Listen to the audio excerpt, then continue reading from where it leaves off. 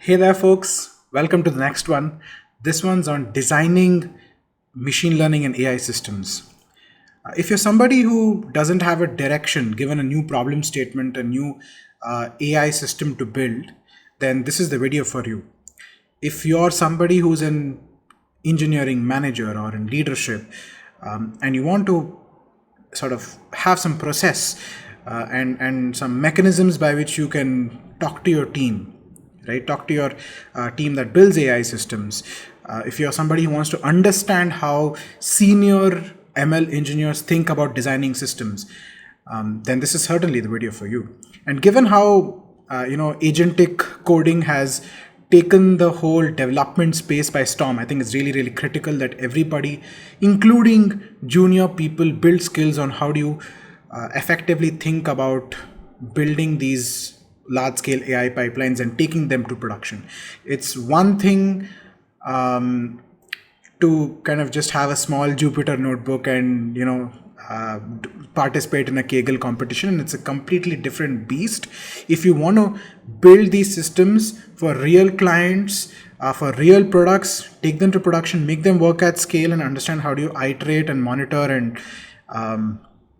and add real value through these AI systems.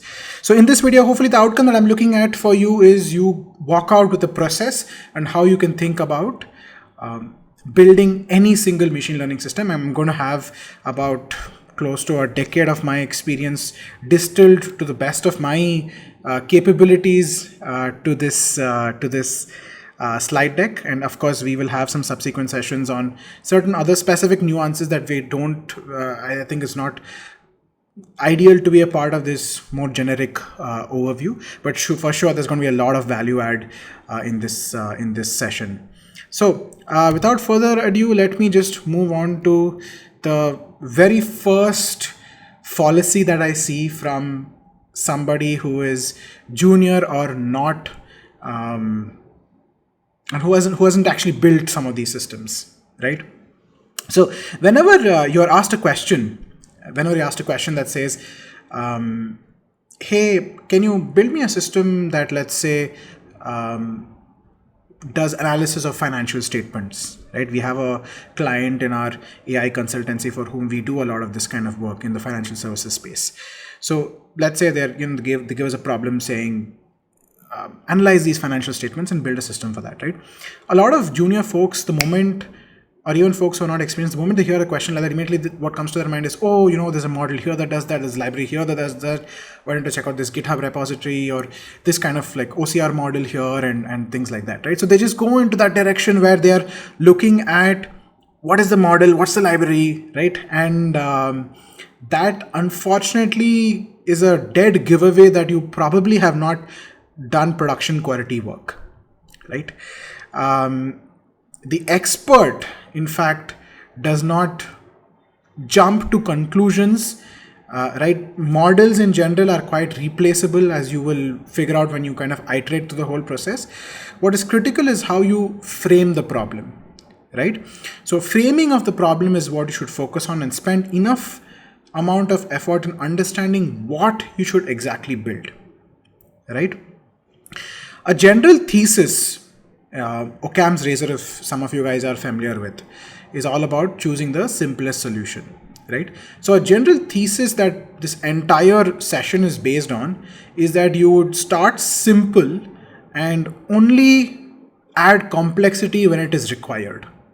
When the solution and the problem warrants complexity, it is only in that situation that you add complexity, right?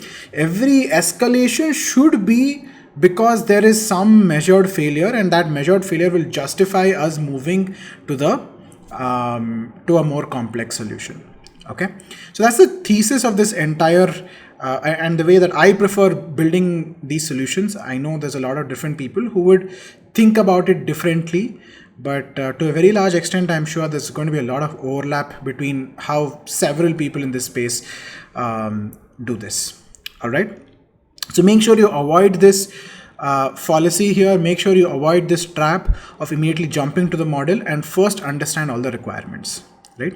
Now, what exactly they are, I'll get to them in just a second. So If not the model, then what, right? What are the questions that you need to ask? What are the things that you need to understand, right? You should start out with questioning every single assumption. Now, just because somebody comes and tells you that they need in 2026 agentic systems, agentic AI is the big keyword that goes into every investor deck, that goes into every single pitch, right? Question is, do you even need these solutions, right? And it can come from up above oftentimes that we want this kind of a solution. But when you are looking at it from a builder's perspective, somebody who's building out these solutions, at the end of the day, if the solution doesn't meet the requirements from a business perspective, from a AI perspective, and from several of these perspectives, it's not going to solve the problem. And it's going to come and bite you back 2 years down the line when people are going to come and question and tell you, why is that you even built this? It doesn't make sense on why you built this. And at that point in time, it doesn't read well if you go and tell, hey, it came from you and stuff like that, right? You want to work in a solution-oriented setup rather than a problem where you just talk about problems. So here are some questions that if you were to think about systematically designing machine learning systems, you have to walk through it in this order. And the order is important. So A is, do you even need machine learning? Oftentimes, a lot of problems don't necessarily need machine learning, right? You can build rule-based systems and parsers and simple heuristics. If you have the domain knowledge to build heuristics, and those heuristics will work at scale, even if it is for a part of the problem, right? So maybe the problem involves 5 parts, but for 2 or 3 parts, you can solve it with heuristics. You should, right? And why do I say that, right? And I think when we discuss this further on what are the different considerations you should look at, amongst the top considerations will come cost, latency, effort to build, effort to get into production, right? The kind of things that you have to monitor in order to iterate on these systems. So when you look at rule-based systems and heuristics-based systems, on all of these parameters, they are probably at the very top, right? They're amongst the easiest to build. They're amongst the easiest. Of course, from a domain perspective, I'm saying you have to inject a lot of information. So from that perspective, maybe it's not as easy, but if it is deterministic, it is worthwhile because it's going to be accurate without adding the noise that AI does add. Okay. So understand what parts of the system require machine learning, if at all machine learning and AI is required. If yes, then you can move down to the next layer, right? The next layer is on data. AI is all about, I'm given an input, I'm given an output in a very supervised manner. I'm given an input, I'm given an output, and the system figures out how do I transfer this input to this output, right? And you give it enough amount of data and the model has foundationally high amount of capacity. The model more often than not will be able to transfer that input to the respective output, right? And so which means data is a key driver. And it's not just quantity of data, it's also quality of data, right? We'll discuss about this as well. So the next question is, what data do you have? Do you have some existing data? Do you need to get more data labeled? What's the effort and cost it's going to take for you to label that data? And getting answers to all these questions at the very, very start is going to give you a lot of clarity on what kind of pipeline you're going to build and which direction you need to build, right? And what's the first version of the pipeline that you're going to build, right? Because subsequent versions can be different, right? Next are constraints. Latency constraints, cost constraints, compliance constraints, scale constraints, right? Constraint on privacy, for example, right? What kind of bias the system can handle, right? What is it? On which side of bias are you all right? So getting answers to this also is very, very critical. A lot of people, so the word ML ops, most people think ML ops is just about getting machine learning systems into production. That's not true. ML ops is about the whole machine learning process from what we are talking about right now, right? Because the design of your pipeline will be determined by these constraints.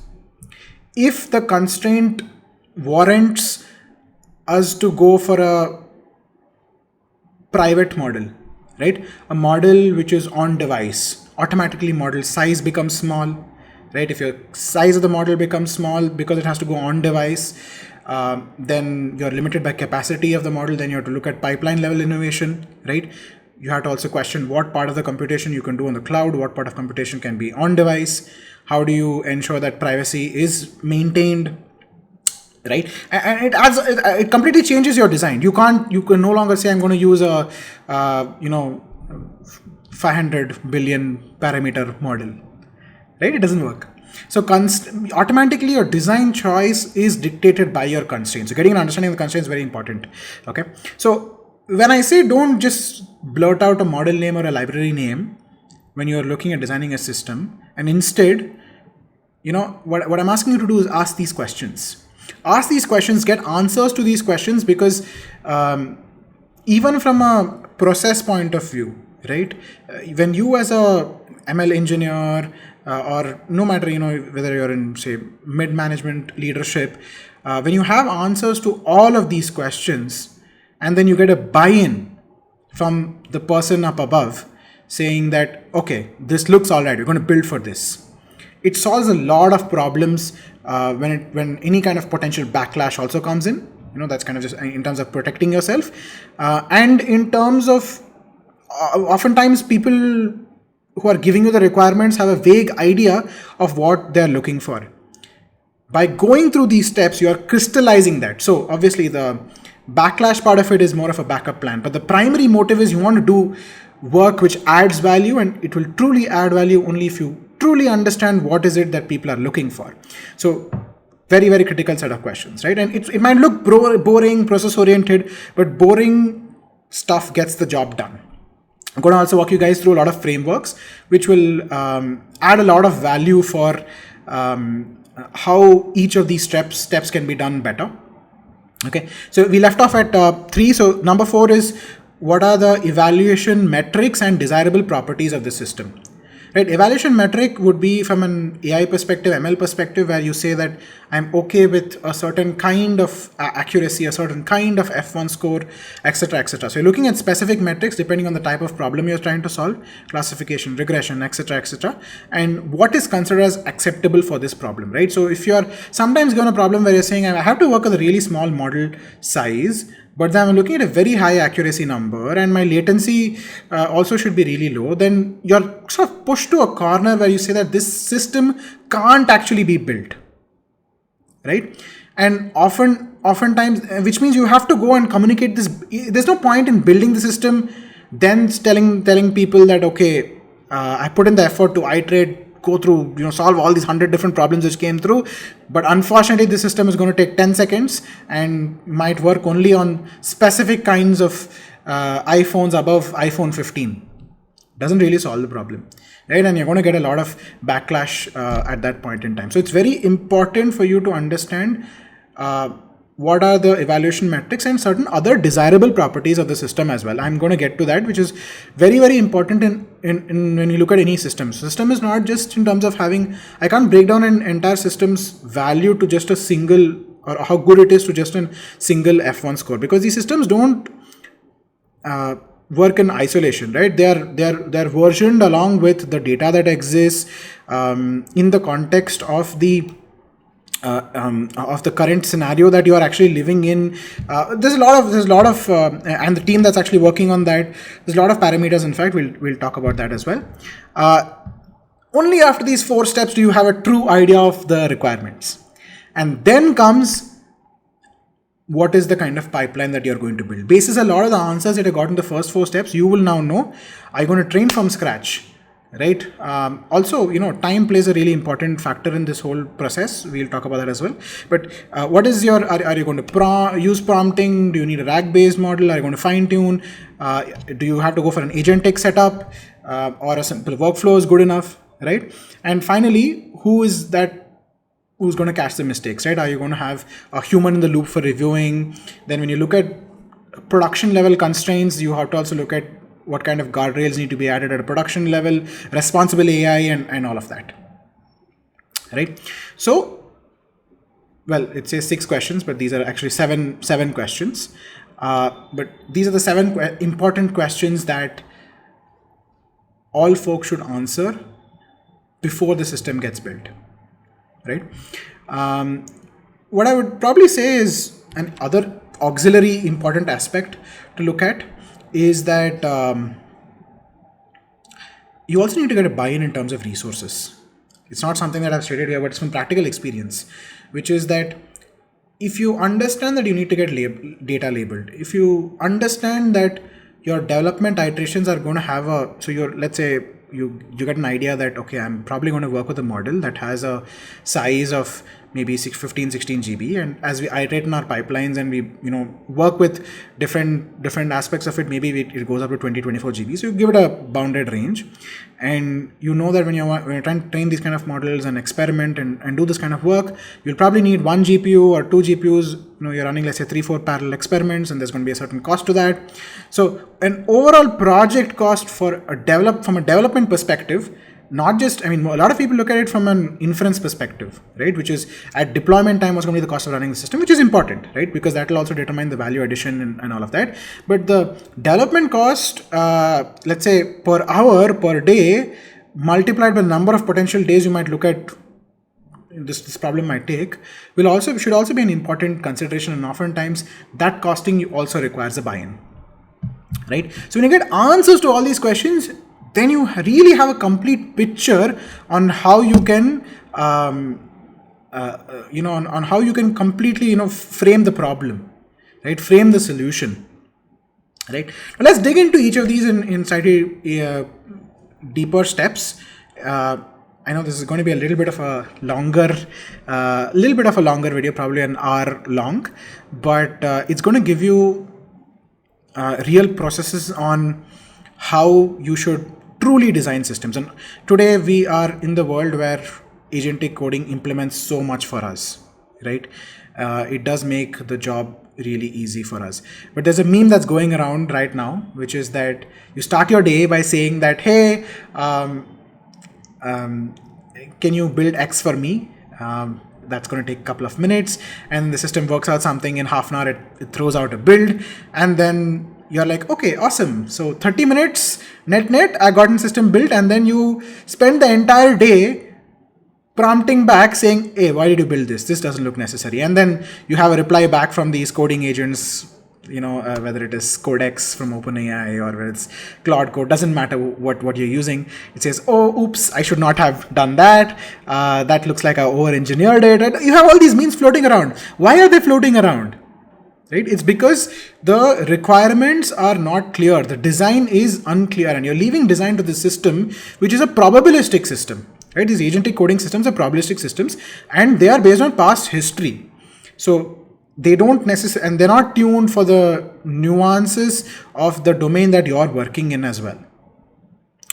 Which is why domain experts have very high value when it comes to the machine learning process. Right? So it's critical that you get these requirements clear, right? Now, okay, coming to the problem framing, right?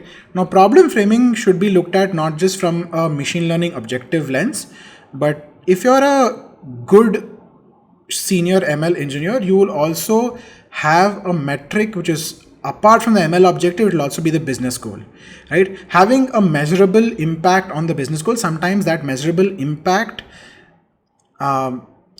would not be measurable in your development process. You'd have to get it in the hands of the user for whom it is, or get it in the hands of a proxy to know what is the true impact. Is it actually going to reduce time, save effort, bring in more money, whichever way it is, right? So you need to keep that business goal in mind and figure out how is it that you're going to iterate with these people, because they are also the ones who can give true feedback, and the best of products are built with customer feedback in mind, right? So I know there are some lessons here which are coming from the world of, let's say, entrepreneurship and general management as well. But I truly think this is what differentiates high quality work from just mediocre pipelines which are put together, right? So important for you to, so when you come and talk about requirements, you should look at it from an ML objective perspective and also look at it from a business goal perspective. Okay, have a column in there for the business goal on how measurable it is today and what is the impact the system is going to bring in. Keep that in mind, because that's going to also dictate your system, how your system is optimized, right? If the end goal is reducing the analyst's effort, right? Because you can also, deliberate on this with your with whoever is going to use this system, or with your seniors, on saying that, okay, you told me the system should cost X, right? And it's going to reduce 5 hours, or it's going to reduce 3 days of effort for this person. Now that 3 days of effort, the value that it's going to bring in, so I'm probably going to be able to design the system at a 2x cost, but it still makes sense in terms of the 3 days it's going to save for that person, right? So you can have these kind of conversations to truly judge the value of your system if you know the business goal as well. Sometimes it's just an exploratory research thing that folks are trying, but you still need to be aligned towards that, because true impact on that layer comes in only when the business goal is also optimized for, and we have readings in terms of the business goal, right? So anything that we work on, if you look at it from the lens of not just a builder, but look at it from two lenses above, from the person who's giving the instruction, or from the founder, or the senior management, they would look at it from these lenses. So which means that this is what will drive true impact. All right, so enough about that. Let's move on to some of the other critical aspects, right? So we have, so far where we are at, we're 20 minutes in. What we're looking at is we have truly understood what are the requirements of this system, what are the different constraints that we are looking for. We have understood what is the kind of data that we have access to, and what kind of data we probably need to label, right? So we have an understanding on constraints, on requirements, on whether privacy, where the system is expected to go, right? After all of this, you still don't get into directly building the pipeline, right? Problem is clear, data is clear. The next aspect is metrics. I just touched upon metrics in terms of the ML objective and business goal, but there are other metrics also that you should look at, which is beyond accuracy. Okay, this is true for software systems in general, which means that it also is true for AI and ML systems. Anybody who's done high quality system design, traditional system design for highly scalable systems, would have tried to add in several of these attributes. Same should be done for machine learning systems as well. More often than not, folks would measure it just in terms of accuracy, right? Or whatever is the ML objective, so to speak. If you measure it in terms of business goal, amazing. What's going to add the icing on the cake is you also add these 4 layers. These 4 layers are reliability, scalability, maintainability, and adaptability, right? Reliability essentially means if you're having edge cases, is the system able to handle these edge cases, or are there any dangerous outputs, so to speak? How are failures handled, right? How often do failures happen will probably what your accuracy will tell. Reliability is about consistency of performance, right? And when failures happen, how are failures handled? That's your reliability, right?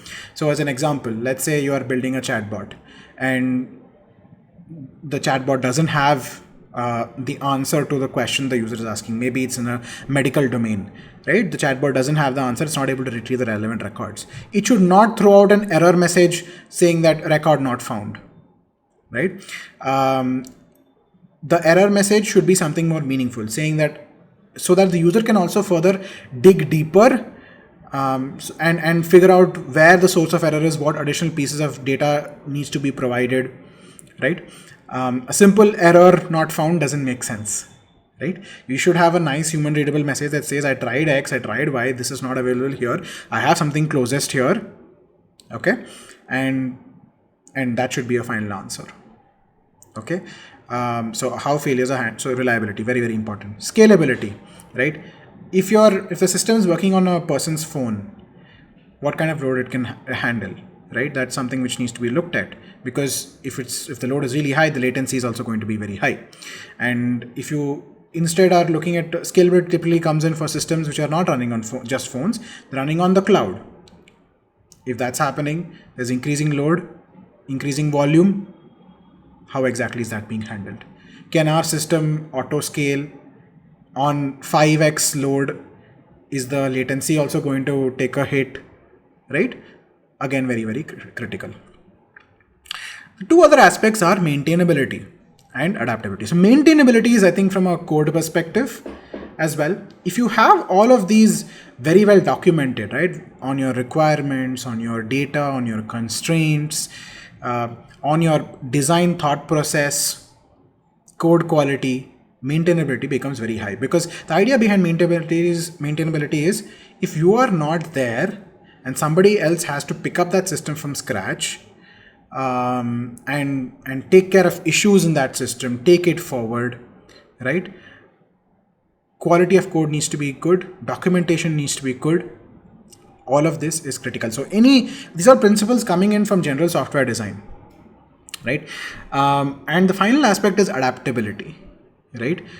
Adaptability is probably a place where AI systems change the most or differ the most from traditional software systems, because here you no longer have static data, your data also evolves, right? Probably on the first day when ChatGPT was launched, folks would be asking questions around, can you tell me about X, can you tell me about Y? Today, folks are giving it tasks to do. Can you go on the browser and search for this, search for that? So the kind of questions are also evolving, which means you need to see how your models have to be retrained, what kind of effort that will take, how retrainable are your models, what's the cost going to look like, how is the drift detection for retraining models. So all those processes also need to be in place.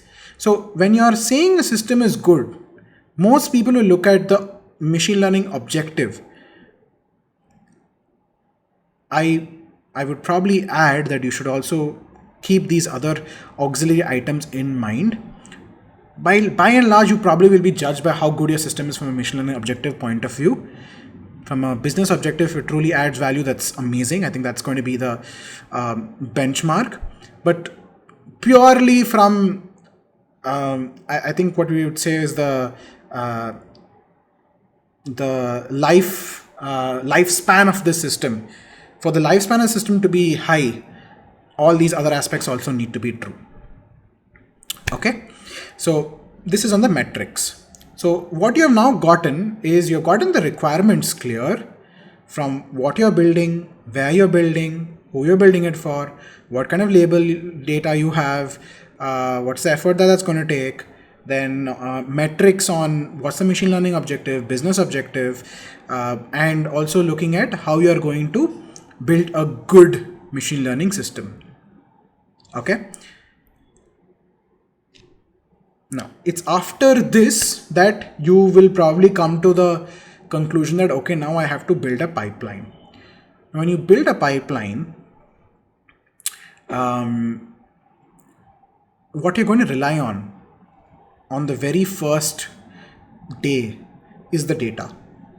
And oftentimes, we are now entering into a section where I will now give you a bunch of rules on how to choose your pipeline, what kind of models you should choose, in what order, and how you should iterate and build better pipelines, what are some common modes of failure, etc., etc. Throughout all this exercise on you building better models and better pipelines, there will come a point, a realization that model level iterations can only do so much. Data is where maximum level of improvement lies, right? Whether it is in terms of quantity and quantum of data or quality of data. You need I can't iterate this enough, that you need high quality data at large scale, which is, one of the big successes of ChatGPT. The reason is that you're actually having high quality data at scale. You have a lot of Wikipedia pages. You have lots of books where there is, grammatically correct content written, and meaningful content. It is trained on all of this, right? So when you're getting that kind of data on the internet for high quality data at scale, and the model has the foundational capacity and horsepower essentially to pull through. it will be able to leverage the complexity in that data and do predictions, right? Model level innovations are important, but if the problem is in your data, no model innovation can compensate for that, right? In my own personal experience, so startup which I was a part of before this, we spent 2 years, hundreds of thousands of dollars on building better pipelines. We tried our very best to get really accurate predictions. This was an e-commerce startup that I was a part of in Silicon Valley, and we were proud of what we built, but we hit a ceiling on what we could do. And when we examined why some of our predictions were poor, it was because there were pixel level bad labeling of data, and just we couldn't compensate for that at all. So we went back after 2 years of iteration, spent again about $100,000 on trying to label all that data correctly, accurately, built an internal tool so folks could label it correctly, right? Hired labelers from lots of different parts of the world to make that happen. And then we could see a big bump. Funnily enough, on that corrected data, we tried the pipeline that we had from 2 years back, the very first pipeline we had, and that turned out to be more accurate than all our pipeline iterations with the incorrect data, right? So on one side, you have correct, amazing, high quality data at large scale, a very basic model on top of that. That is outperforming amazing pipeline design and iterations and sophistication with slightly poorer data. And to be honest, the difference between the two data sets in terms of quality was probably 10%, right? But 2 years of our work was essentially garbage because the data, just higher quality data fixed the problem, right? So, and this is not just not like a problem peculiar to us. This is a very common learning across the entire industry. Anybody who has tried to train models at scale will come to the same conclusion that having highly accurate quality labels for your supervised learning setups is very critical. Right? Now, why am I stating this at this stage? The reason I'm stating this is even before you get to the model selection, is that oftentimes there might be a lead up time to you procuring that data, getting the data labeled, etc. Right? It is worth spending the time upfront. Nowadays, with so much of models being commoditized, it is in fact data that is your USP. So if I were to speak from an entrepreneurial business perspective, you often try to assess what is the moat of your business, what is the USP of your business, right? Today, models are a bit of a commodity. There are certain sets of companies which do some model level innovations, right? They often come into the public domain, or a version of that comes into the public domain. You have conversations. You kind of will be able to figure out what is it that's going on. Max to max, you are maybe 5% behind the proprietary model, which is patented, etc., right? So model level innovations, I would say, are fairly commoditized, and you will be able to crack it. Which means what is your USP is your data, right? That is your moat. That is what will set you apart. Okay. If somebody asks you, why are you the right set of people to build this solution in this space? If one of your answers is that you will be able to get high quality data, and that will be a game changer in the space where others will not be able to do the same thing just because of whatever pipelines that you have or connections you have, etc., then you really have a tremendously large edge. Okay. So this is on data. Now, once you have this whole data process, right, so which means a large conclusion on data is, if it's going to take time, that's all right. It's worth it. Establish the systems, let your data engineers do their work, establish the systems to ensure you're able to get high quality data, and that's going to, save you like hundreds of problems down the line, right? Now comes to the model choice, right? So we just spent 30 minutes discussing about not going to the model, right? On everything apart from the model. Make sure to do all those steps. It's very, very critical. Even for somebody who's up above you, who doesn't understand the process, they might find it a little bit challenging, for a lack of a better word, on you trying to work through these steps before going to the solution, right? But the value of this will be seen when the solution is proposed and built. Okay. Now the models, right? So you have everything figured out, the data and etc, constraints, all of that. In terms of the models, the process that you should follow on what kind of style to take should very largely depend upon what is the domain of the data, what is the cost and pricing that you have, and how much time do you have to build the solution. These are the three levers that you have to play with. So when you look at rules and parsers, right, heuristic based stuff, right, you obviously want to build the most accurate solution, right, at the cost that makes sense for your company, right, in a time frame that also makes sense, so that it's fast enough and maybe you're first to market or whatever it is, right? Which means you need to look at these families of 4 families in front of you here and take a look at what fits you the best.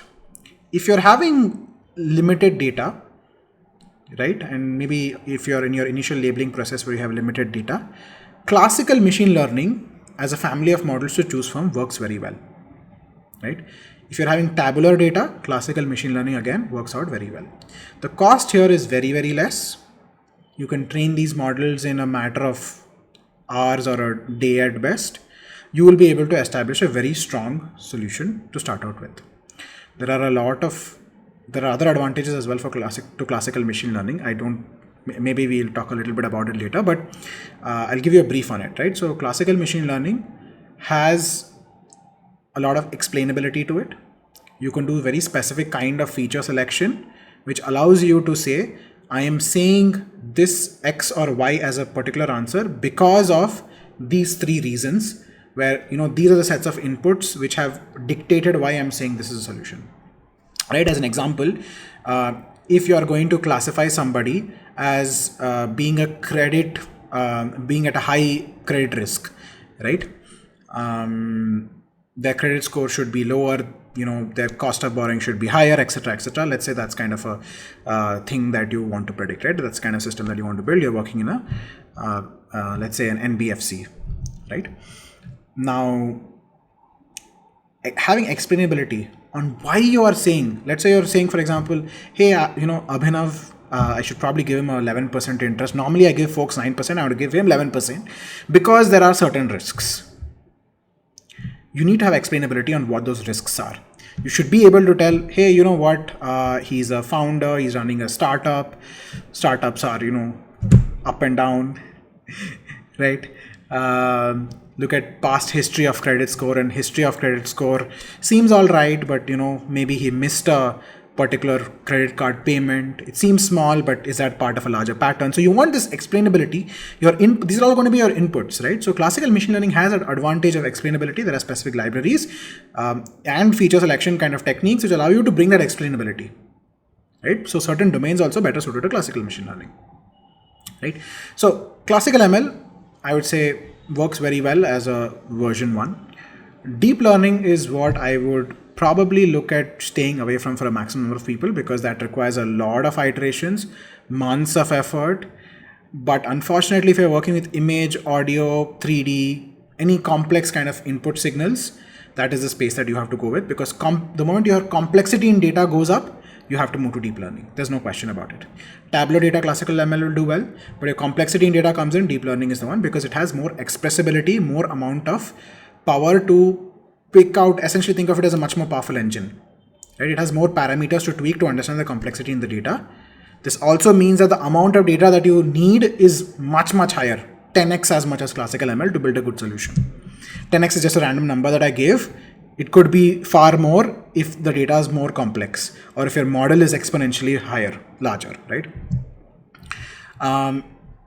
Now comes foundational models, right? Foundational models, essentially from 2022-23 onwards, are to a large extent a lot of your large language models, which are amazing at language modeling, at text generation, at say, image generation and these kinds of stuff, right?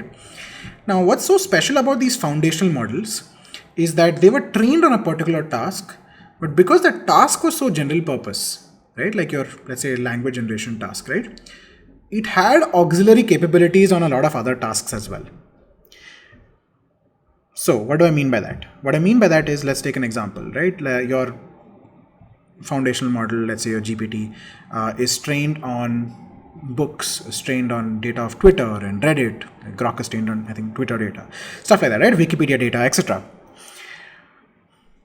Although they were trained on that data, if you ask it, can you tell me if the sentence this video is amazing, right?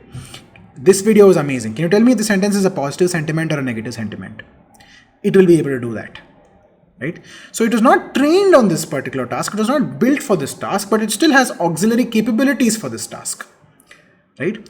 And the cost for you to do this task that I just mentioned is very low. And the time to build this solution is very low because you just send one API request, you get back a response, and you're done, right? So foundational models have a lot of advantage, right? And they've kind of changed the way you look at the entire space. Folks now look at these foundational models as the starting point and only venture into pure deep learning if they really want to enter into that massive data exercise where none of the foundational models are able to give them a sufficient enough bump. And even there are some techniques where you spin off of foundational models using fine-tuning and things like that, where you make use of some foundational existing knowledge and then you build on top of that with lesser amount of labeling and so on. So training from scratch, there is like very, very few domains, and only certain kinds of companies who have a lot of budget do like pure training from scratch and data collection and that kind of deep learning work. A lot of the work nowadays has moved to, say, fine tuning and some sort of adaptation with LoRa and those kinds of techniques, right? So these are the family of techniques, right? Now, there's a lot of text on this slide. So this entire talk is actually based on a book that we are working on designing machine learning systems. So we have done a lot of research on what we think are the best ways to design these systems, gotten inputs from a lot of practicing ML engineers who are in the field, from a lot of top companies, and packed in our knowledge, their knowledge, all of that into this single book, right? So the slide deck is kind of a quick, I'd say, a tidbit summary of that. If you would like access to the book when it launches, you can just drop a comment with your email or just reach out to us. At some point in time, we will be launching it pretty soon. Yeah. But that apart, so the slide has a lot of text, but this is kind of a table that we picked up from the book itself. Here is how I would think about these four families that I just talked about, right? If it is very important for you to build a version 1 very quickly, check if a foundational model is there that can give you that version 1 solution. You already have the metrics, you already have the data set, right? You already know what is required of you. You can now check some foundational capabilities and build a benchmark on where something off the shelf works, right? This is an off the shelf solution that is easy to test, doesn't cost much to test, and will give you an answer in a matter of few hours. You'll get a few hours and you'll be able to benchmark this foundational model, right? So for a basic MVP, this is a great run, okay? But if the nature of your problem is such that it doesn't fall into some of these domains on using language and etc., so where these transformer-based language models or these large VLMs, for example, even a vision language model, none of these maybe fit into the purview of what you're trying to do, then is where I would say go through the traditional system of seeing, can I do rule-based? If not rule-based, if I have limited data and I want to be really fast, go to classical machine learning. If classical machine learning also doesn't work and I'm working with some really complex data like 3D data, then let's say, or infrared data, then I move to deep learning, right? That will of course require a large amount of data labeling and iterations and stuff like that, right? So that's how I would view the system in terms of choosing my solution. I would go with version 1 on a existing hosted foundational model that I can access in a serverless manner, very quickly test my solution. If the kind of solution that I'm trying to build works within that paradigm, that's what I would choose first. If not, I would then probably say, all right, now can I look at a rule-based system? Can I look at a classical ML solution, or can I look at a deep learning solution, right? It might so happen that a deep learning solution might eventually be the one suited for you. But I would still recommend that you would start with a classical machine learning solution. I will explain myself in just a bit. Okay.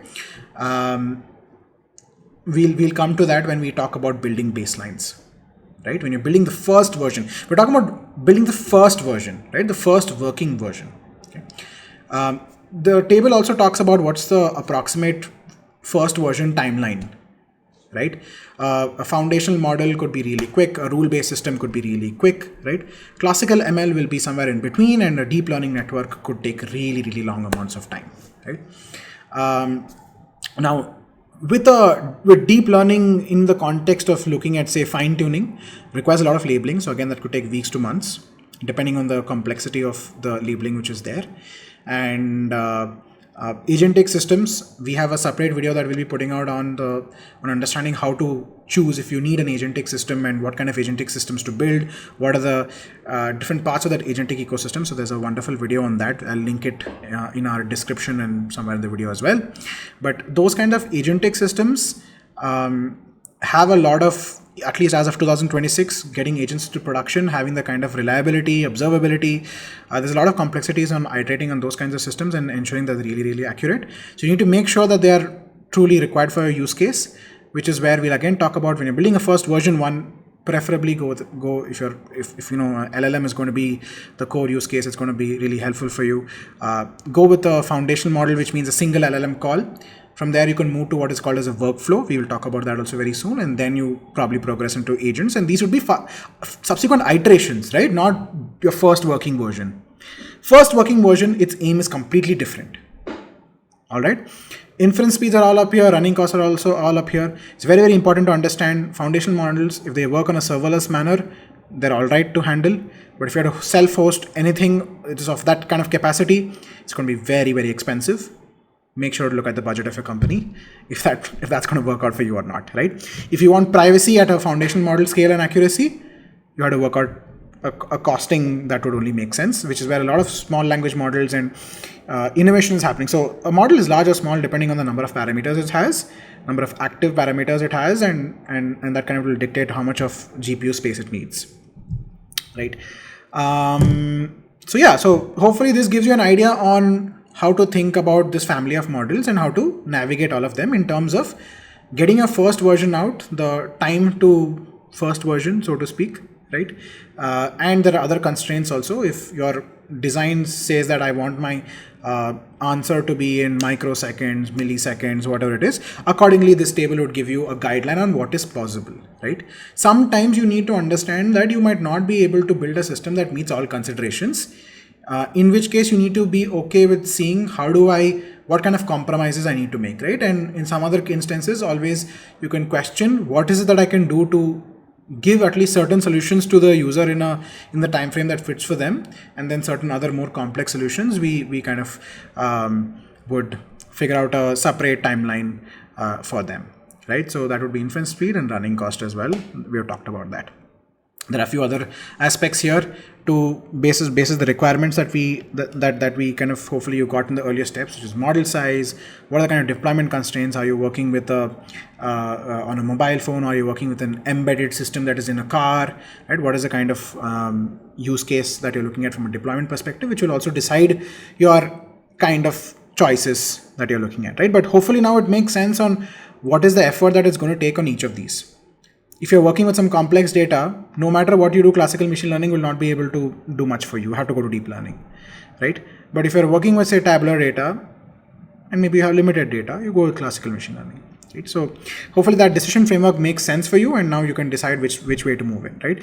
Choose always the simplest solution first, and I would say upgrade the complexity of the solution only if it warrants it and it is driven by a specific kind of failure that you see. Okay, now coming to the important part on how do you experiment effectively, right? You build your version 1, right? The version 1 is what I would call as a baseline.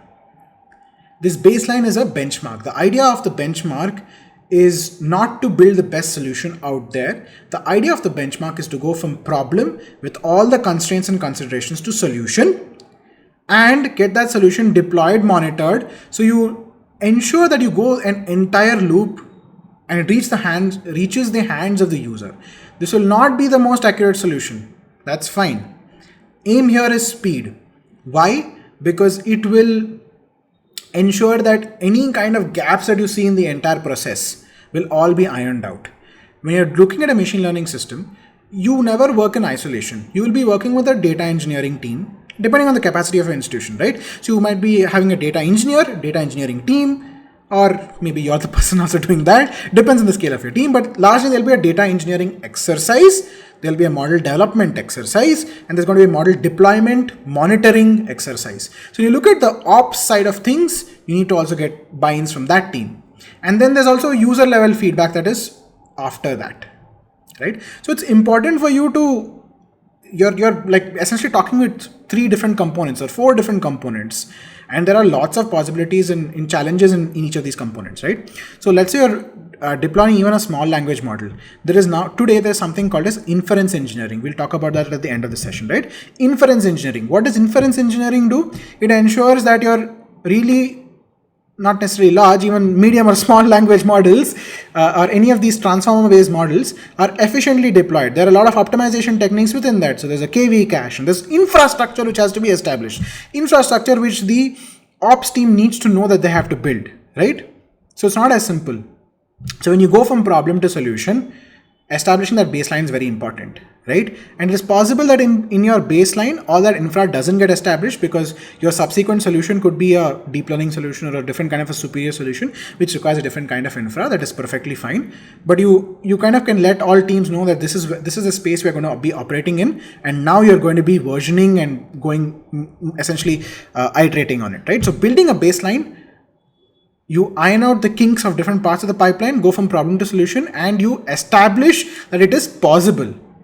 That's the idea. Okay. You can do this in multiple different ways. We'll talk about it very shortly, right? So build a baseline. Okay. It's all process, right? Next, evaluate qualitatively and quantitatively. Quantitative evaluation, a lot of people do. They will get objective measures. They'll get your metrics, evaluation metrics, your depending on type of problems, they will say that, okay, if you're a classification problem, I will evaluate the F1 score, etc., right? Numbers on what your false positives look like and all of that. If it's a regression problem, if it's a retrieval problem, recall, they'll get all your metrics and they'll show this is what it looks like. Good start. Next, you have to also evaluate qualitatively. Qualitatively means you actually look at what is being recommended, what is the actual output looking like, does it make sense? Wherever it is misclassified or the number looks off or incorrect, what is the final output looking like in the context of the input?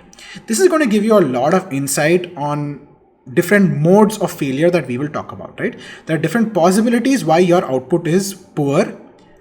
I can also call a 90% accurate system poor, right? Because it depends on the use case it's going into. If the 90% accurate system is going into an aircraft, I will call it a poor system. Because into an aircraft, I don't want a 10% chance of whether I'm going to land or not, right? I don't want to take that risk. Okay? So it is very important that you also evaluate it qualitatively, because it will give you a lot of insight. So if you're looking at an image problem, take the actual output, actual input, look at both of them side by side.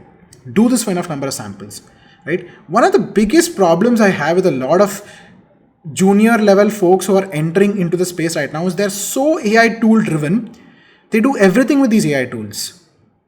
It's that they do have its space, it's good, but you have to go through these manual iterations, right? Because that level of insight these tools can't do it. Right? There might come a time when it will be capable of looking at the input and output and be able to help you with something, right? But that kind of becomes a chicken and egg problem, because you're building a pipeline to solve the problem. You're using another AI model to evaluate it. So maybe it doesn't give as effective feedback, right?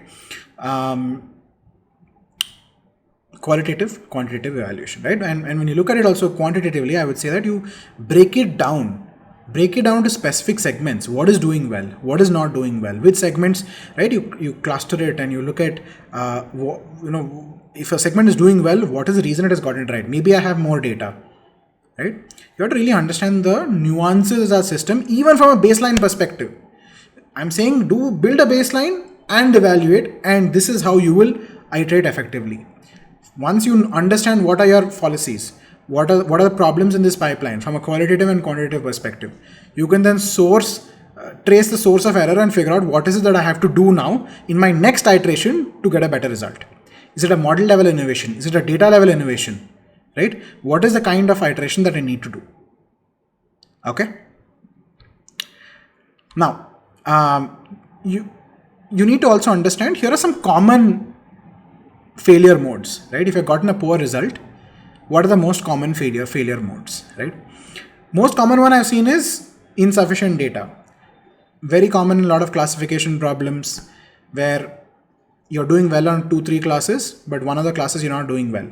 If you dig deeper, do a qualitative analysis, you will find that one of the classes is slightly imbalanced, or there is too much. There might be a balanced data, right? Balanced data basically in its truest sense means you have same number of samples of each class. But it is possible that one of the classes is more complex than the other classes, right? Which means in that instance, there is imbalance in that data.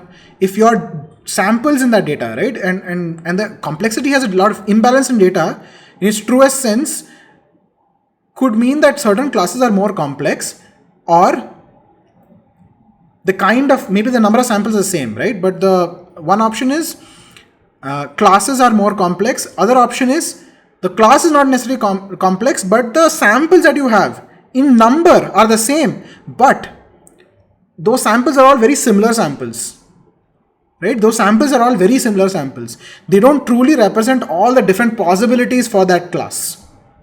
So number is not the only way you would judge it, right? And you can get this nuanced understanding only if you dig through the data in a qualitative manner. Okay? You can write down all these different points that we are sort of discussing about. And I really hope this has all come from a lot of practical experience, building systems, working within our team, seeing the kind of issues that our team picks up on, doesn't pick up on, all of that, right? Next aspect is poor data labeling, which is quality of data. We've already talked about this. You need high quality data to start out with. Next is the task could be really complex, and a combination of that is underpowered model, right? So if you're having a really complex task and you're having a model that's tremendously underpowered, then the task will eat up the model rather than the model eating up the task, right? So if your model has sufficient, A is ensuring model has sufficient capacity, B is to kind of address the complexity in the task.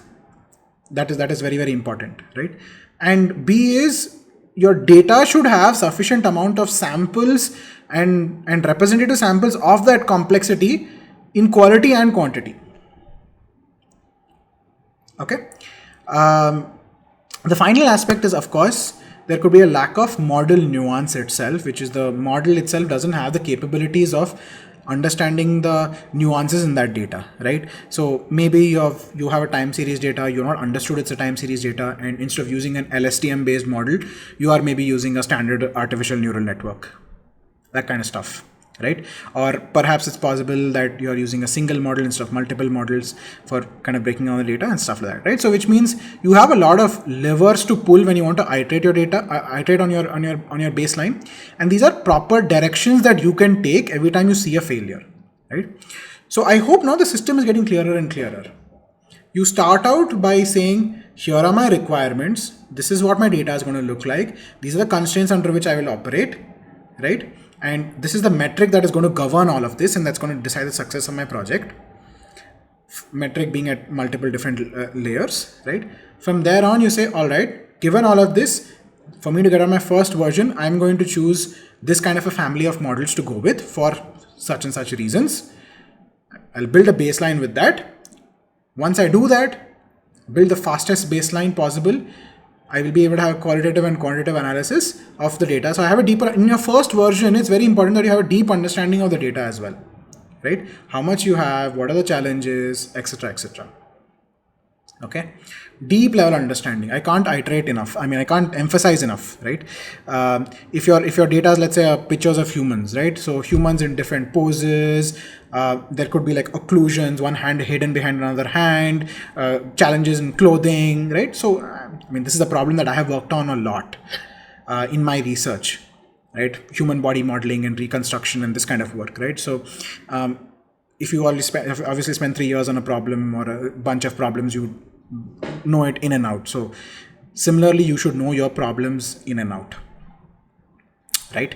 And once you have these family of models, then you now have different levers to now pull. Is it a data problem? Is it a model problem? Is it a nuance problem? Is it complexity in task? And you have a bunch of these levers to pull on to build the next iteration. So you should never get stuck in saying, how do I approach this problem? Or how do I get a more accurate solution? Right? I hope till now this 1 hour that I've so far mentioned addresses all these issues.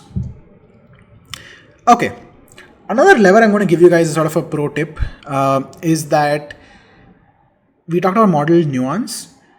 One of the most basic solutions or a recommendation that comes from a lot of junior level people is they think machine learning pipeline means I have data, one model I'll train, I get output. I'll get the output, right? That they think that's it. Unfortunately, most machine learning solutions are not models, but they are pipelines that consist of several models, sub-models, right? Think of it this way. So let's say I have a task here where I'm again giving you a problem from a lot of the research that I have done. So let's say you're trying to do a human body part-wise segmentation. So you're seeing this image of me. I'm somewhere in this, in this image, right? What you have to do is you have to put a 1 on essentially those pixels in this image where I am there and put a 0 in the background. And specifically, even more specific than that, what I would like you to do is identify where is my head. So I wanted to put a 1 where my head is. I wanted to put a 2 where my hand is, left hand, 3 where my right hand is, 4 for torso, etc., etc. Right? Many people, what they'll do is let's say they get labeled data. It's a tremendously painful effort to get labeled data for this kind. But let's say you do that. They'll say, here is the model, here is the input. I did everything that Abhinav said. I'm going to use a powerful model. I have a lot of data. It's going to just fit on this data, and it's going to give me a solution, right? Theoretically, what theory says is, if you have a model that's really powerful, and if you have tremendously large amounts of data for that model, a single model will be sufficient, right? Theoretically, that's what it says, because you're going to have that many number of parameters. The complexity is going to be, the data is going to reflect the complexity, and you'll be able to do it, right?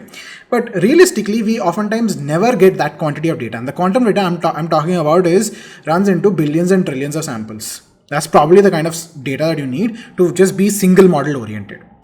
Instead, what you should probably do is, instead of directly building a single model to do this, what I would do and what we have done in the past several times is we'll say, okay, from a human perspective, how do I look at this? Because I'm solving an image identification problem, I can use human as a proxy, right? So I would say, all right, let me do one thing where I will do a pose estimation, where I will draw a skeleton first, where the human lies, right? This doesn't exactly identify every single pixel, but it gives me a 2D pose on where the human is, right? So it detects skeletal joints and key points. This would be like, let's say, a 16-point or a 21-point detection. In addition to that, I will also do like a foreground segmentation where I'll say, just pick out the background from me. Don't identify head, hand and all that. Background from Abhinav. Just pick out that, right? Using both of these inputs, I rather than using just the input image, I'll use the input image along with my 2D pose, along with the background identified as an input. Now you tell me, won't that be an easier problem for the model to solve? Even if you don't have as many samples, because you have so much more signal. That's the idea. Complex data, complexity in your data gives signal. But if the data complexity which is there is not being brought out very well, right? how can you produce more artificial signals? Now, me producing artificial signals means I'm going to use a lot of other models. Now, who's going to give me this other piece of information, right? 2D pose and segmentation. Who's going to give me that? Other models. So we'll have other models that will first be trained very well on segmentation, trained very well on pose estimation, right? Again, we'll use some, same process follows, right? Baseline, iterate, figure out those pieces, ensure they work very well, right? But the idea here is you want to build the entire pipeline in one shot first, then individual submodels you can optimize later, right? It's always speed first in producing the version 1 solution.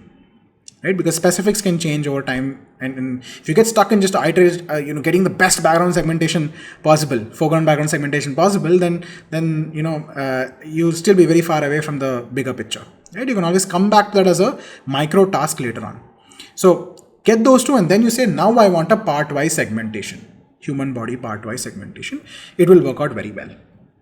Okay, there will be noise that comes in from the prior models, and this is not always a foolproof way of working, but this is 100% one of the top ways that I personally have used multiple times to get superior solutions. Okay, so this is another lever, another tool in your toolkit to think of, how do I move this solution forward, right? If you have exhausted most of the things in the past on getting labeled data and enough data and all of that, right, and you've understood the challenges in your data and you've done all of that, and you're still at a roadblock, then see how you can solve those challenges by maybe breaking it down to sub problems.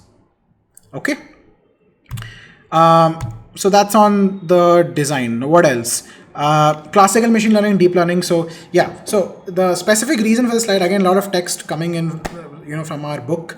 The important piece from here is that if you want to just iterating on specific kinds of solutions, right? If you're iterating on a classical machine learning solution, certain things that result in better outputs is improving your feature engineering and feature selection. You can read more about it. What are the kinds of input features? Because in classical machine learning, these features are often handcrafted features, basically you have a bunch of tools which sort of curate these features for you. Right? Whereas in deep learning, all these features are learned features, right? They're learned in the process of the models learn what is important in doing the task. But in classical machine learning, you have a lot of handcrafting that you do in kind of giving it guidance on what is kind of important, right? So feature engineering is that, feature selection is selecting which of the input features are most important without adding noise, what are relevant inputs. Right? So all of those, when you pull those levers in classical ML, you will move higher and higher up the plane, right? So those are a couple of levers for you to pull in if you're working purely in classical ML.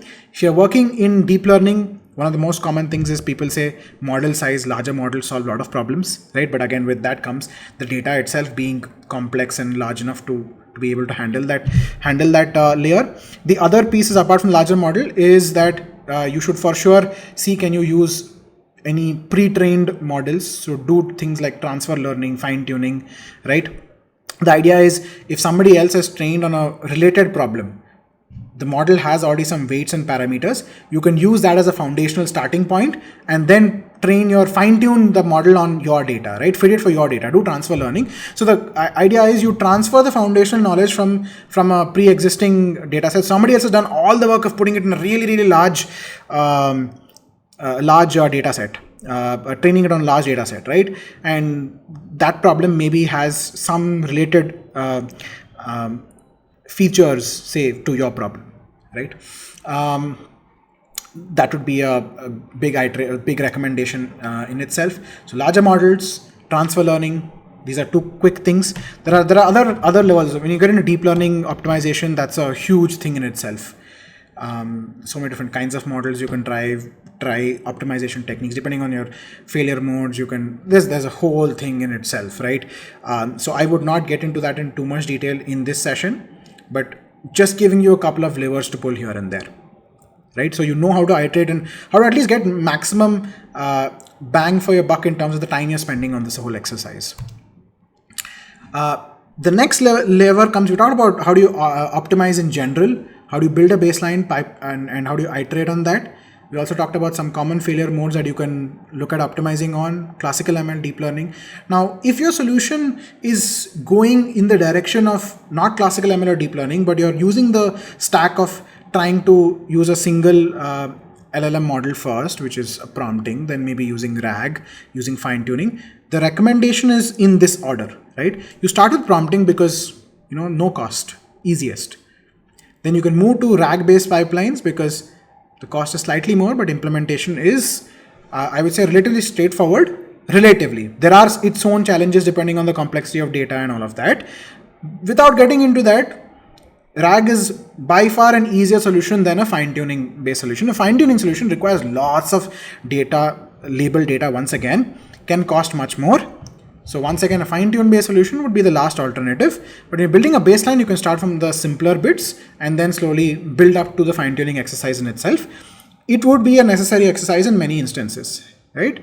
If you find that your foundational model is giving you something reasonable, right? When you build your baseline by just prompting and it gives you 70% accuracy, you know that you've gotten somewhere. Now from here you say, all right, do I need to fine tune? Where do I go from here? If I have to fine tune this model, what's going to be the cost of fine tuning? How many samples do I need? You answer those kinds of questions to move forward, right? These large language models are also deep learning models, right? They are deep learning models, not also, they are deep learning models, right? So optimizing deep learning models again becomes a separate thing altogether, right? But the simplest kind of optimization is fine tuning. There are types of fine tuning within this also. Again, I will not get into that, but limited data. You don't start from scratch here. You're using very limited data. It's and you're basically tuning the existing knowledge that is in there, right? A common thing, which is if people are asking, do you want to do RAG or do you want to do fine tuning? Usually the answer is, if there is a lack of some kind of domain knowledge and you can augment that in the input itself, you use RAG, right? If it is some kind of foundational model behavior that has to be changed, right? The model is always outputting, let's say, Markdown, and you wanted to optimize on outputting JSON. That's a foundational behavior change, right? Then you have to fine tune the model, right? So that's how I would have you think about RAG fine tuning and going up this adaptation pipeline. Right. Okay. And again, within the RAG, again, I'll not get much into the RAG architecture itself, but the recommendation usually is, like we have mentioned multiple times, with adding complexity, capability goes up, but challenge also goes up, right? So which means if you're going along this direction of prompting and fine tuning and so on, you might also want to explore a parallel path where you say, okay, instead of fine tuning, can I use a multi-agent workflow or an agentic pipeline to accomplish the same thing without fine tuning the model, right? That's also a possibility. Well, but the fundamental thing is this, right? Establish a baseline first, figure out, understand your problem, solution, metrics, right? Where you're falling short, then you go about it in this way. You can have one exploration to see if I use an agentic system, am I going to do better, right? But remember that if you're using an agentic system, you're using these foundational models. The kind of problem you're solving has to be, it should be possible to solve that problem using agents, right? If you're working on infrared data, you probably will not be using a large language model, right? It's a language model, it's text, right? Unless you have some way to convert infrared into text and you build some interesting association, or you can, that's innovation, that's true innovation that kind of comes in that layer. We have a separate video that talks about agents and multi-agent systems. They are very, very complex. They have a lot of engineering scaffolding harness around them, depending on the kind of solution you're looking for. So be very, very wary of that. Don't get into directly building agentic systems. Agentic systems are not meant for everybody, right? Very quickly, if I were to say, there's something called as a workflow and there's something called as an agent, 2 and 4, right? And it's in this order that things are recommended, for a simple reason that workflows are deterministic. If you are telling upfront that here are the bunch of steps that you should do to achieve this goal, go from problem to solution, that's a workflow, right? If you're just giving the model autonomy and telling, here are all the tools, here's all the information, you figure out how do I go from problem to solution, that is agentic. The moment I said that, hopefully it comes into your mind that yes, this is magical, but it can go in all kinds of directions, right? It can go into all kinds of weird directions and loops, which might result in high latency, high cost, and maybe even inefficiency. If something is possible to be solved by determinism, it should be. More on this in the other video, you can watch it, but then this is how you should think about moving to, if your pipeline is finding its way through prompting and RAG and fine tuning and so on, and you want to also explore, instead of going about fine tuning, you want to say, all right, what if I have, let's say, another agent or a verifier agent, and I put this into an agentic pattern like a planner, planner, generator and verifier setup, maybe it's a bit more accurate. Yes, it's possible. Would recommend you to explore that, but in this order, right? Try the workflow bit. So as much as possible in today's day and age, if you avoid the whole data labeling, data collection exercise and try to extract maximum benefit without this exercise, that would be my recommendation, because data in itself is very complex, right? So without that, if you want to, whatever you want to explore, I would highly recommend that. They are easier to explore, as long as it fits the remaining constraints, right? So an agentic system would be sometimes 10x more costly or expensive than a single call LLM based system. Now, does that work out for you? So those are things that you have to consider. But that apart, it's very important to see, to kind of explore the labeling versus non-labeling. Without labeling would be my recommendation as much as possible.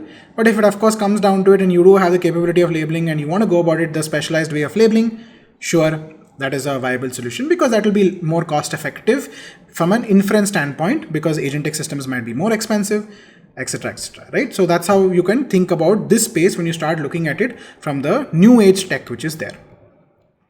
What else? The other bit is now, we talked about iterations, we talked about choosing different models and how you can think about these different families of models. Now let's talk about evaluation itself. Evaluation should be done at multiple levels, right? Which is on a task level, what are the metrics looking like? On a component level, right? If you're breaking down into smaller bits, you should know how well each component is doing, because it will propagate errors, right? And at a production level as well, there is evaluation that needs to be done. Things like drift detections, how the model is hallucinating or not, etc., etc., right? So your evaluation loop should be in at every single point. The idea of evaluation is feedback, right? Idea of evaluation is feedback. There are a last couple of things when it comes to the whole machine learning design space, right? Now, hopefully you have directions to iterate models, to decide what family of models to choose and all of that. But when you look at it from a broad perspective, the idea is you want to get it into the hands of the user, right? So your model design should ensure that some of the end user level items should also be taken care of, right? So for example, security, right? Today, prompt injection is a big challenge. You don't want to expose private information of your clients and stuff like that through prompt injection.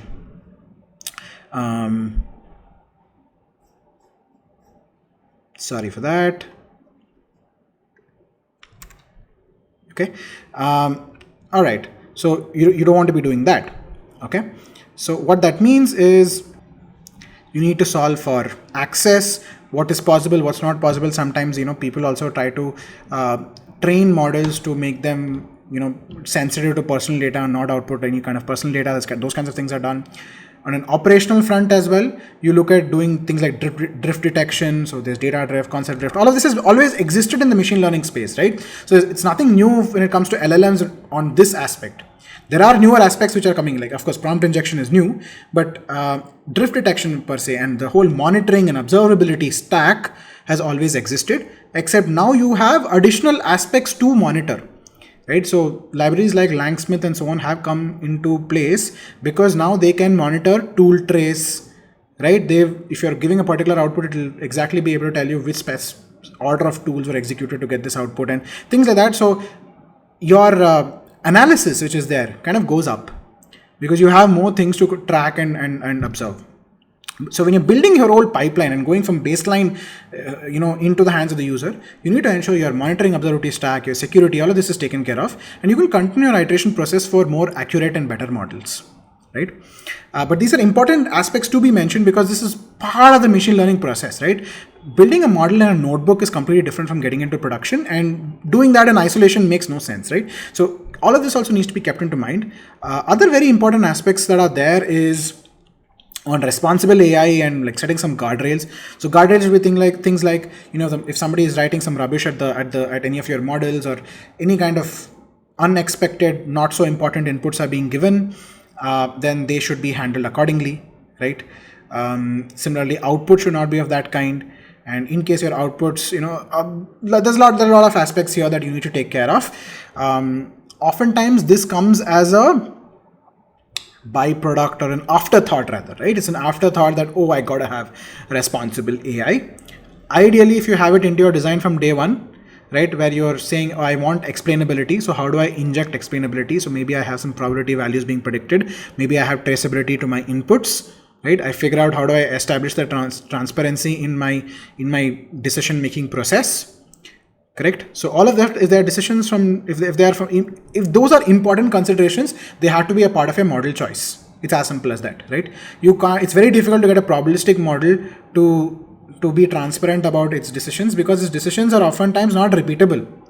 You ask the model the same thing multiple different times, it will give you different outputs, correct? So those are aspects to be taken care of. If they're important to your problem, it will feed into your design automatically, right? So even though these are an afterthought, they should not be an afterthought, because now we are looking at it from a much more principled manner, right? We're looking at it from how do you look at your requirements and constraints and so on. So in your constraints, automatically, if transparency is important, it will come as part of it, right? If privacy is important, it will come as a part of it, right? The other aspects of privacy and, this disparate impact, these are things that you guys should for sure read more about. I don't want to get into this because it's already a pretty long session. It's going to be a pretty long video in itself. So make sure that you go through and understand some of these aspects so that you can build solutions responsibly, not introduce unnecessary bias, and these are safe solutions, right? I think it's pretty important. Even from a business perspective, if you look at it, if you're getting some of these solutions incorrect from any of these perspectives of responsible AI and stuff like that, there can, even if your solution is very accurate, right? If there's some customer who complains on some bit, right? There could be legal interventions and it could be very, very expensive, right? So it is important to ensure that your solution accounts for all of these things from day one. Okay. Probably the final bit, there's a lot of stuff in here. Again, once our book comes out, I would highly recommend you read more from there. But when it comes to foundational models and deploying foundational models and so on, there's something called as inference engineering that's come out it's become very popular because these models are just so large, right? You need to be optimizing at an inference level. So there's things like KV cache and quantization and all of that, which is part of the ops, right? So when you build your solutions, you need to understand where is it that they're going, and that will dictate what kind of models you can use. There are some nice things that are coming up in the space, like there's this mixture of experts models, a certain number of active parameters largely determine what kind of a GPU it can fit in. The model can be quantized to a much more smaller representation, let's say 8-bit representation and things like that, so that it occupies less memory. So there are all these things, but you should consider all these things into your design from day one, right? That's what is the whole point. When you go from problem to solution, build that baseline. A lot of these considerations will be taken into effect, even if you have not thought about it well in advance, because automatically when you come to that stage, you'll be like, oh, this is a pretty large model. What kind of GPU should I use for this, right? And then maybe you have not yet discussed, do you want a cloud-based deployment, or we have maybe some on-prem servers that we are keeping for our clients alone, so do you want to deploy it there? So you'll have those conversations, right? I'm bringing it out to you because we have experienced these kinds of conversations taking place, and now as part of our process, we have them well in advance, so everybody's on the same page on what's possible, right? Because this even sets the bar on what's possible, on the expectations, right?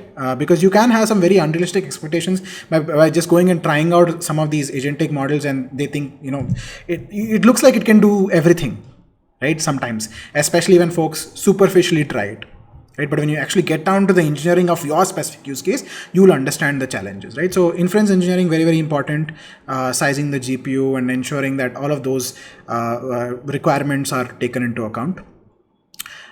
If I were to leave you with some principles across this entire ecosystem, this is what I would say.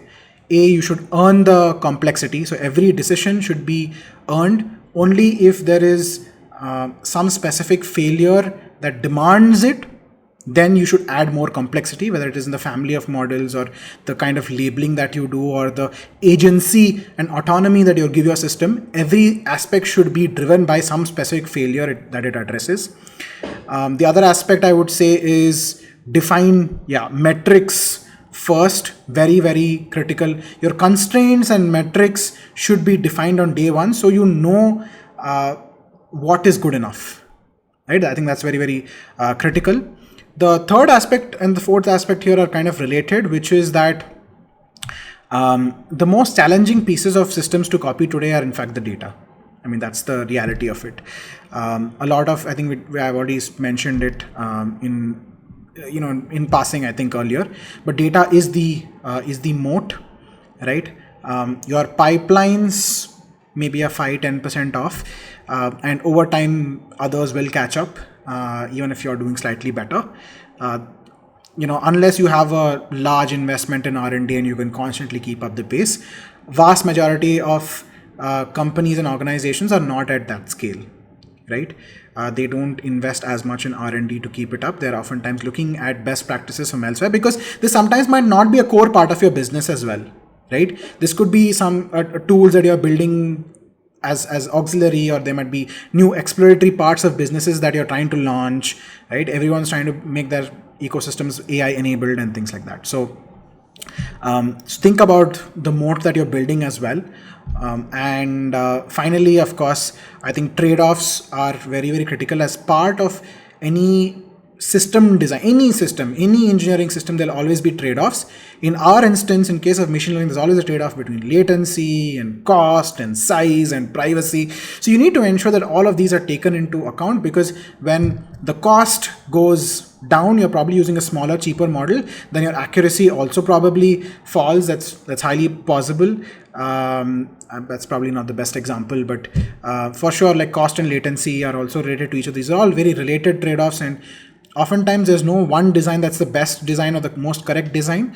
You have to look at it in the context of all of these trade-offs, and multiple designs might be possible, right? So I think that's one final message on machine learning design.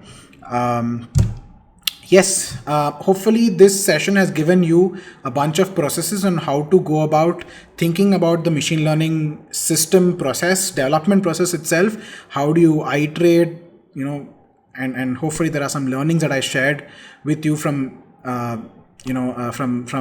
myself and from our book and from talking to a lot of other people who have built systems and colleagues and stuff like that. And this is going to be even more critical in the days to come, as execution becomes easier and easier, and design will govern largely. What you build is getting more and more important. So design is going to govern the quality of your outputs to I think increasingly, right? So yeah, so that's that. That's it from my side. It's been a pretty long session. If you've stayed all the way till the end, that's amazing. You can drop a comment on any large design challenge that you would like us to take on, or if you have any other questions for us, let us know in the comments. If not, have a great day. Take care. Bye-bye.